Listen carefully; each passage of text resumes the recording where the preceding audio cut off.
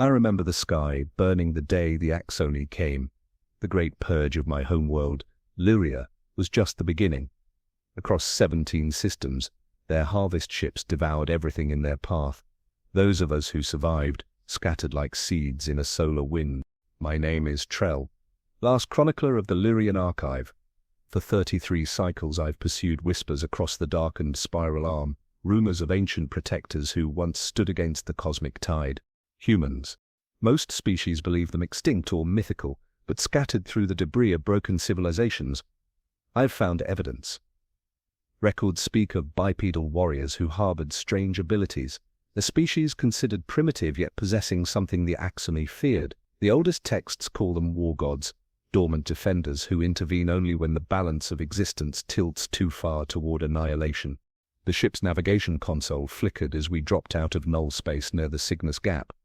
The wandering star was barely holding together, a patchwork vessel assembled from salvage and stolen parts. My companion Vex, a mechanical being I'd rescued from a derelict station, swiveled his optical sensors toward me. Probability of survival decreases with each transition. Chronicler Trell, he said, his voice modulator crackling with static. Your biological form shows increasing stress indicators. I wiped milky blood from my nasal cavities. No choice, Vex. The coordinates in the ancient text point to this sector, the Cygnus Gap, a vast region of seemingly empty space, avoided by all sentient races. Navigational systems failed here. Ships disappeared. But the forbidden archives on Centrus 6 mentioned this region as the last known location of human activity. We're being followed, Vex announced suddenly, his sensors pulsing rapidly. Axoni interceptor, Burby tooth. My heart membranes fluttered in panic. Axoni interceptors were relentless hunting machines. They tracked residual consciousness patterns, making them nearly impossible to evade. Prepare for emergency null space jump, I commanded, watching the projected trajectory on our view screen. Vex's optical array dimmed momentarily. Null drive capacitors at 38%, insufficient charge for safe transition. I slammed my three-fingered hand against the console. Then we run silent. Cut all systems, except life support and minimal navigation. As our ship went dark, I stared out at the void where star patterns behaved strangely. Stars seemed to shimmer in unnatural sequences. Some disappeared momentarily, only to reappear elsewhere. The Axoni vessel grew closer, its biomechanical hull pulsing with sickly green energy as it searched for us. I held my breath, knowing our crude stealth systems would not fool them for long. Then something impossible happened. The stars didn't just twinkle, they rearranged. First subtly, then dramatically, forming patterns that resembled vast mathematical equations stretching across light years. The Axoni ship paused, its sensors clearly detecting the anomaly. Chronicler, Vex whispered, I am detecting computational activities throughout this region of space. The stellar bodies are being manipulated. By what? I asked, my voice barely audible. Unknown, but the energy requirements would exceed the output of 100 civilizations. The Axoni vessel suddenly fired its weapons, not at us, but at the empty space ahead. Beams of destructive energy dissipated into nothingness, absorbed completely. Then, like watching a predator become prey, the massive Axoni ship was enveloped by what I can only describe as a fold in reality itself. It struggled briefly before being compressed into a singularity no larger than my fist, then vanished. Silent minutes passed as we drifted, awestruck and terrified. Resume minimal power, I finally whispered. Let's continue on the plotted course. For 3 more days, we traveled deeper into the gap, witnessing increasingly bizarre phenomena. Gravity fluctuated unpredictably. Quantum fields spontaneously formed and collapsed around us. Space itself seemed to be thinking. On the 4th day, we discovered the first unmistakable sign that humans had been here, a derelict space station constructed of materials unknown to current galactic science. Its design was elegant yet distinctly alien to my eyes, with flowing architectural elements reminiscent of water rather than the angular efficiency most spacefaring races prefer. Preliminary scan suggests the structure is approximately 1,200 years old, Vex reported, yet shows no significant deterioration. We docked with unexpected ease, as though the station had anticipated our arrival and adjusted its systems accordingly. The airlocks cycled open without command, revealing corridors lit by a soft blue luminescence that seemed to emanate from the walls themselves. "Atmosphere compatible with your physiology," Vex noted as he analyzed the air. "Temperature regulated precisely to your optimal comfort level." A chill ran through my body. "It's adapting to us." We ventured deeper into the station, discovering chambers filled with artifacts and data storage systems beyond our comprehension. In what appeared to be a central command hub, I found a peculiar interface, a simple raised dais with no visible controls. When I stepped onto it, my consciousness expanded. Information flooded directly into my mind, not as data, but as pure understanding. I glimpsed humanity's journey, their humble beginnings on a blue world, their struggles against their own nature, their eventual transcendence. But more importantly, I learned why they had withdrawn from the galaxy they once helped shepherd. They hadn't abandoned us. They had evolved beyond physical form. The humans hadn't gone extinct. They had become something else entirely. Something that existed between dimensions, that perceived time as malleable clay rather than an immutable constant. They had become guardians not just of life, but of reality itself. As my mind struggled to process these revelations, the station trembled. Through viewportals I watched as space itself seemed to fold and ripple. A massive Exoni harvester fleet had arrived, hundreds of ships strong, clearly drawn to this place of power. "They found us," I whispered, despair washing over me. "Our journey had been for nothing. We would die here, and with us, the last hope of my people." The station's systems suddenly surged with energy. On every display surface, a simple message appeared in the ancient human language I'd studied for decades. Dormancy, protocol terminated. Threat assessment. Critical. Intervention authorized. The space around the Axoni fleet began to warp and distort. Stars shifted position, accelerating toward the invaders as though gravity itself had been weaponized. Reality became fluid, malleable. Then, a voice, not heard with ears but felt within my very consciousness, spoke with calm certainty. "We have watched. We have waited. We had hoped your kind would learn harmony without our intervention. You have failed this test." The voice paused, and I sensed an ancient weariness in it. "Chronicler Trell of Lyria, you have awakened us. The dormancy ends today." The station's walls became transparent, revealing that we were not in a structure at all, but within something alive and conscious. What I'd taken for technology was actually an interface between dimensions, a meeting point where physical beings like myself could commune with what humanity had become. Through the translucent barriers, I witnessed a sight no corporeal being was meant to see, shapes of light and thought coalescing into vaguely humanoid forms. Cosmic intelligences focusing their attention on our reality once more. The war gods were awakening. One of the beings approached, its form shifting between states of matter. I had no words to describe. As it drew near, I felt my consciousness expanding beyond the confines of my physical form. I began to understand what humanity had become and what they intended for the galaxy. My vision blurred as information overwhelmed my neural pathways. The last thing I saw before losing consciousness was the Axoni fleet facing something that flowed through space-time like water through a sieve. The evolved final form of humanity returning to the cosmic battlefield. And as darkness claimed me, a terrible question formed in my mind. Had I awakened mankind as saviors, or had I unleashed something far worse than our oppressors? I awoke to the gentle hum of advanced systems. My eyes focused slowly on a stark white ceiling, clinical and pristine. For a moment I thought perhaps I had died and passed into whatever afterlife my species believed in before the Axoni destroyed our temples.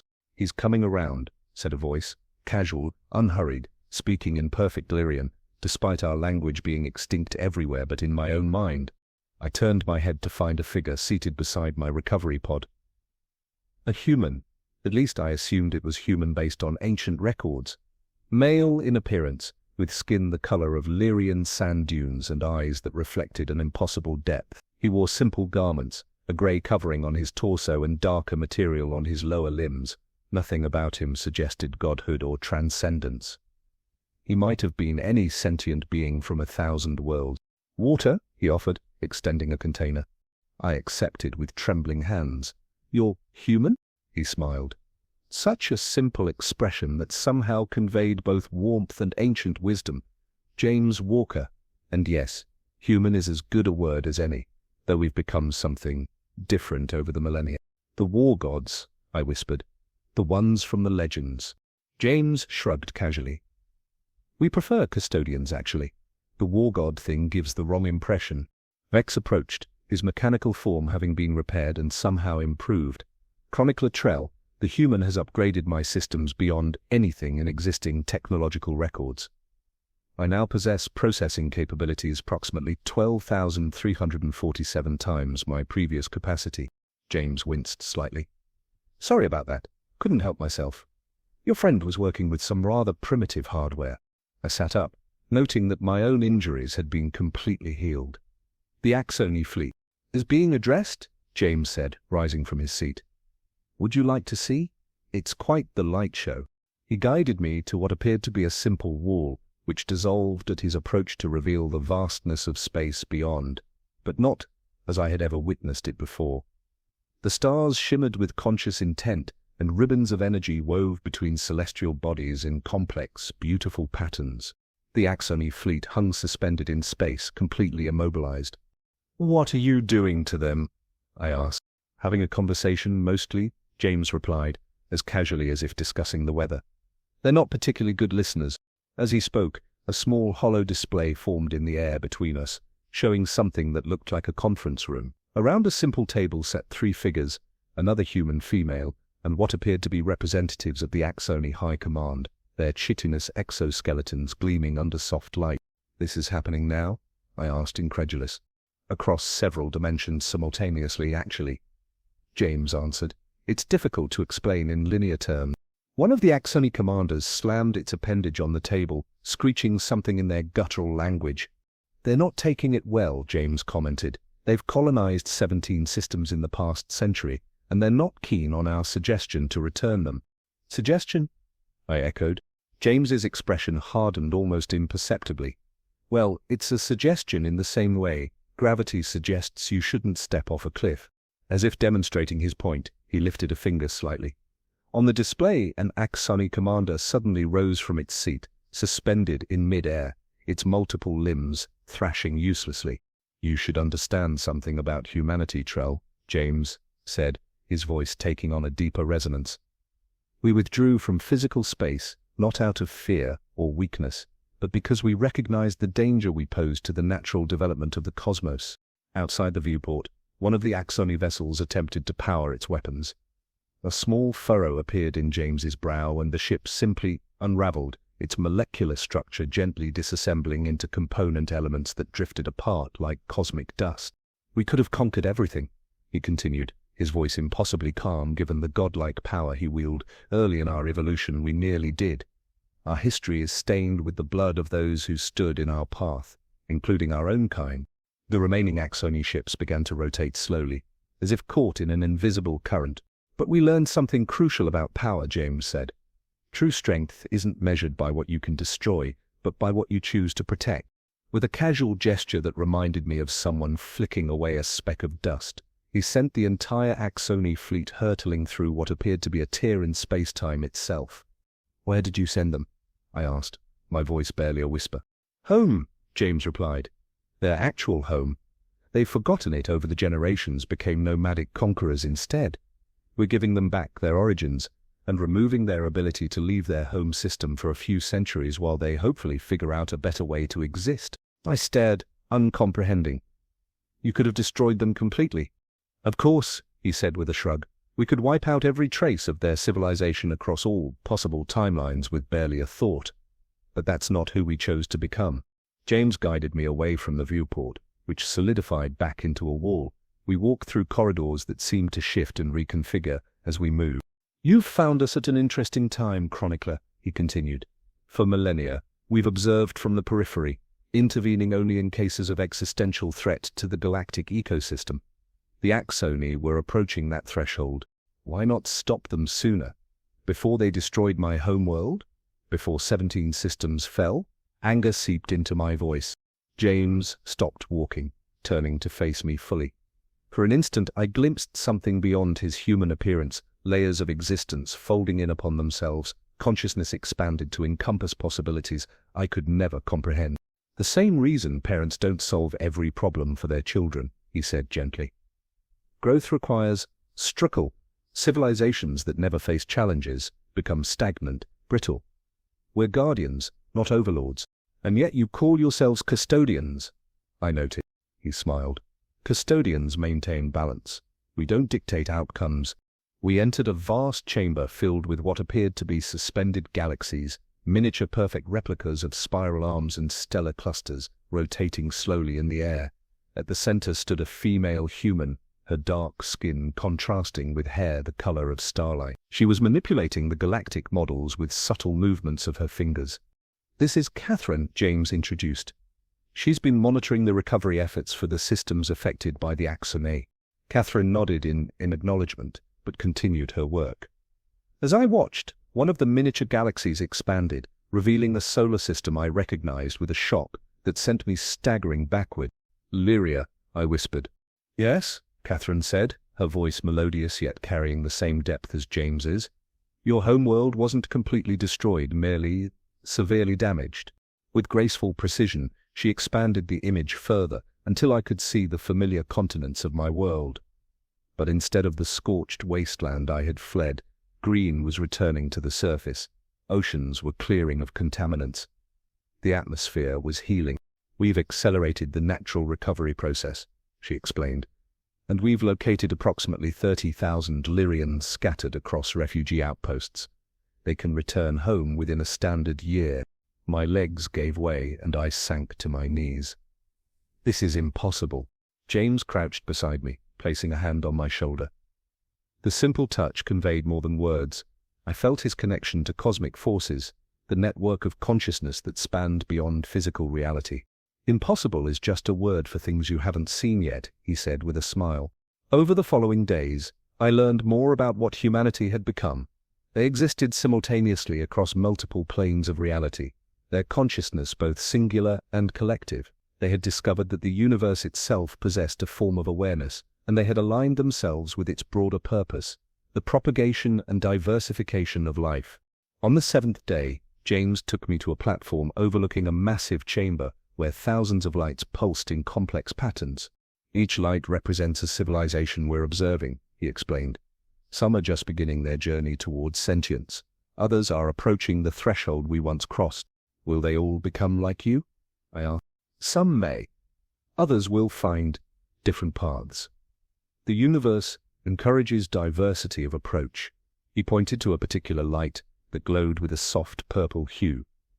Your people, for instance, have unique capacities for symbiotic relationships with other species. That may lead you toward a very different kind of transcendence than ours. We were nearly extinguished, I reminded him. Yet here you stand, the catalyst for your people's rebirth, James replied. That's the resilience the cosmos favors. A chime sounded, and James glanced upward. Ah, it's time. There's something I'd like you to see. He led me to what appeared to be a simple transport vessel docked within the station. Unlike the godlike abilities I'd witnessed, this craft seemed deliberately ordinary, designed to interact with physical reality on its own terms rather than transcending it. You're coming with me? I asked, surprised to see him settling into the pilot's chair. Some experiences are better appreciated from a physical perspective, he explained as we departed the station. We traveled through normal space for several hours, eventually approaching a small moon orbiting a gas giant. As we descended toward the surface, I noticed structures, settlements built with familiar architecture. Lyrians, I gasped, pressing my face against the viewport. But how? A rescue operation managed to evacuate more than we initially thought from your moon colonies, James said. They've been living here believing themselves to be the last of your kind. We landed near the settlement's edge. As the hatch opened, I smelled the distinct aroma of night blossoms, a plant from my homeworld that only bloomed under specific lunar conditions. James gestured toward the settlement. They could use a chronicler to help them prepare for the return home. I turned to him, overwhelmed by emotion. Why did you bring me here personally? Surely you have more important matters than playing transport pilot. For a moment, his casual demeanor fell away, revealing something ancient and profound in his gaze. Every sentient being matters, Trell, That's the lesson we learned over our long evolution. The moment we forget that, we risk becoming what we once fought against. He placed something in my hand, a small crystal that seemed to contain galaxies within its facets. "If you need us, we'll hear you," he said simply. As I walked toward my people, survivors I had thought lost forever, I understood that I had found something far greater than the war gods of legend. I had discovered protectors who had transcended the need for worship or dominance, who wielded unthinkable power with the restraint of true wisdom. Behind me, James's vessel rose silently into the darkening sky, a simple machine piloted by a being who could rearrange stars with a thought. As night fell and the first Lyrians spotted me approaching, their cries of recognition echoing across the settlement, I clutched the crystal and looked up. The stars seemed different now, not distant points of light, but watchful eyes, custodians of a universe more wondrous and protected than I had ever dared to hope. 3 cycles passed as our colony flourished under the watchful eyes of our human protectors. What began as a desperate band of refugees transformed into the foundation of a new Lyrian society, stronger and more resilient than before. The crystal James had given me remained my most treasured possession, though I had never needed to use it. Until the dreams began. They started as fragments, visions of vast architectures spanning multiple dimensions, equations that rewrote the fundamental laws of physics, and something dark moving at the edge of perception. I would wake gasping, my neural membranes pulsing with information that shouldn't fit within a Lyrian mind. On the 17th night of these visions, I awoke to find Catherine sitting beside my dwelling, starlight hair luminous in the darkness. "The connection is asserting itself," she said without preamble. "Earlier than we anticipated." I stepped outside, clutching a robe around my trembling form. "What connection?" "Walk with me," she suggested, her bare feet making no sound on the rocky ground. We followed a path that hadn't existed the day before, leading to a cave entrance illuminated by bioluminescent fungi native to Lyria, species that shouldn't have existed on this moon. "These weren't here yesterday," I noted. "No," Catherine agreed, "but they were here 50,000 years ago when we first visited your ancestors." The revelation stopped me cold. Humans came to Lyria in ancient times. She smiled enigmatically. "Not just visited, we helped shape your evolution." Inside the cave, hidden chambers revealed expansive murals depicting Lyrians and humans working together, the artwork impossibly preserved. I recognized our ancient script alongside symbols I had never seen, yet somehow understood. "Our civilizations were connected," I whispered, tracing the patterns with trembling fingers. "But why hide this history? Why let us believe we developed independently?" "Because you did," Catherine answered. "Guidance is not the same as interference. We provided opportunities. Your species made its own choices." Deeper in the cave complex, we entered a chamber where James waited beside a pool of liquid that shifted colors like an oil slick under starlight. Several other humans or beings that presented as humans stood in a semicircle around it. "It's time for truth, Chronicler," James said, his casual demeanor replaced by something more solemn. "Your dreams aren't accidents. They're memories encoded in your species' genetic structure, activated by proximity to us. Insurance against a day we hoped would never come." "What day?" I asked, though some part of me already knew the answer.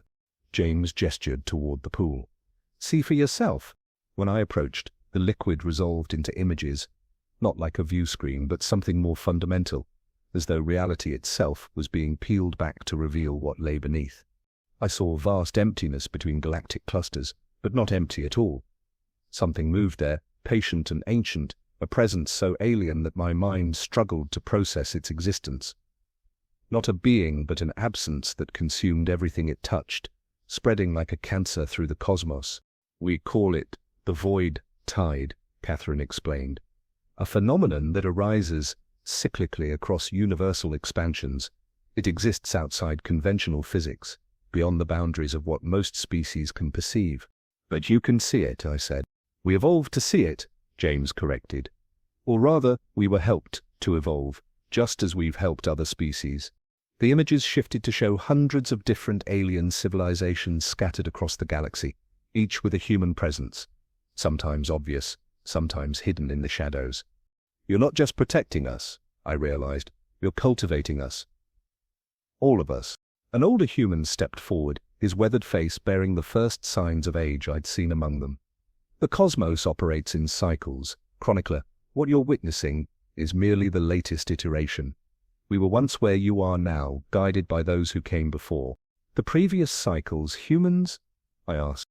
Not human, Catherine said, but something analogous. They ascended beyond physical form eons ago, leaving us as inheritors and guardians. James knelt beside the pool, touching its surface gently. The liquid reshaped to show stars being born, living and dying in rapid succession. The void tide approaches again. Our calculations give us perhaps 3,000 years before it reaches this galaxy. We've been preparing for millennia, strengthening the cosmic immune system, cultivating species with complementary abilities, Catherine added. The hive mind of the Treshans, the quantum intuition of the Volus, the dimensional perception of the Nawath, and the symbiotic capacities of Lyrians, I finished, understanding dawning. We're all pieces of something larger, individual instruments in a cosmic orchestra, James confirmed. Alone, beautiful, together, powerful enough to face what comes. The pool shifted again, revealing what appeared to be a vast neural network connecting diverse species across the galaxy, threads of consciousness forming patterns of staggering complexity. I recognized my own species among them, our unique neural structure linking with others in ways I hadn't thought possible. We're building toward a unified response, Catherine explained, not homogeneity, but harmonic diversity. Each civilization maintaining its uniqueness while contributing to something greater. Why show me this? I asked. I'm just a chronicler, not a leader. James smiled, the familiar casualness returning briefly to his expression. Chroniclers preserve truth. Leaders change with generations, but your role connects past and future. You're the perfect conduit. He held out his hand, revealing a small, seed-like object that pulsed with inner light. This contains knowledge, the true history of our civilizations and the coming threat. If you accept it, you'll become something more than Lyrian, something that bridges worlds. You want me to join your inner circle? I asked. We need representatives from all participating species, Catherine said. Those who can perceive across boundaries and help prepare their people. The choice must be willing. I stared at the seed. What happens if I accept? Pain, the older human said bluntly. Transformation is never easy. You'll see things your mind wasn't designed to process. You'll walk between worlds. You'll outlive everyone you know. But you'll help guide your people toward their highest potential, James added. And when the time comes, you'll stand with us against the darkness. I looked back at the pool, which now showed two possible futures. One where countless civilizations united against the encroaching void, and another where isolated worlds fell one by one, consumed by something they couldn't comprehend. May I have time to consider? I asked. Of course, Catherine said. That's the difference between us and the Axindi. Choice matters. As we left the cave, dawn broke over the horizon, bathing the settlement in golden light. Children played between newly constructed buildings, their laughter carrying on the morning breeze. My people, rebuilding from ashes. Does it get easier? I asked James as we walked. Carrying the weight of such knowledge? Something unexpected happened then. His carefully maintained human appearance wavered, revealing glimpses of what lay beneath a being of pure consciousness simultaneously existing across multiple planes of reality. No, he admitted, his voice momentarily resonating with harmonics that hurt my ears. It doesn't. He quickly recomposed his human form, but not before I glimpsed something surprising: vulnerability. The previous guardians told us we'd grow accustomed to the burden, he continued. They lied about that part. Yet you continue, I observed. What choice is there? He shrugged, the casual gesture now carrying new meaning. Existence is precious, even with its flaws, perhaps especially because of them. We stopped at the edge of the settlement. In the distance I could see a transport arriving with more Lyrian survivors, families reuniting in tearful embraces. There's something you should know, James said softly. Something we don't tell potential partners immediately. I turned to him, suddenly wary. Even we don't know the end of this story, he admitted. The previous guardians shared what they knew, helped us evolve, then departed to face their own challenges. Maybe they succeeded. Maybe this cycle is different. When we perceive the void tide, we're seeing something beyond complete comprehension, interpreting it through the limitations of our consciousness. You're saying you might be wrong? I asked. I'm saying the cosmos unfolds in ways that transcend even our understanding. His eyes reflected starlight despite the morning sun. "We see further than you, but not to the horizon." I considered this, watching my people embrace their second chance.